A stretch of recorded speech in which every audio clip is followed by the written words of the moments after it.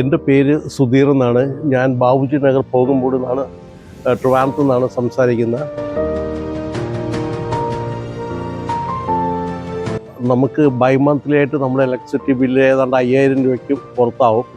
അങ്ങനെ കണ്ടിന്യൂസ് ആയിട്ട് ഇത്രയും എക്സോർബിറ്റൻറ്റ് റേറ്റ്സ് പേ ചെയ്യുന്ന സമയത്താണ് സെൻട്രൽ ഗവൺമെൻറ് ഒരു സോളാറിന് ഒരു സബ്സിഡൈസ് സ്കീം ഉണ്ടെന്ന് പറഞ്ഞ് അങ്ങനെ നമ്മൾ അതിന് അപ്ലൈ ചെയ്ത്. അപ്പോൾ സർവീസ് പ്രൊവൈഡറായിട്ട് വന്നത് റീ എനർജി സിസ്റ്റമായിരുന്നു. നല്ല സർവീസൊക്കെ ആയിരുന്നു. അങ്ങനെ നമ്മളൊരു 5 കിലോവാട്ടിൻ്റെ ഒരു പ്ലാന്റ് ഇൻസ്റ്റാൾ ചെയ്ത് സെൻട്രൽ ഗവൺമെൻറ് 78,000 സബ്സിഡി കിട്ടി.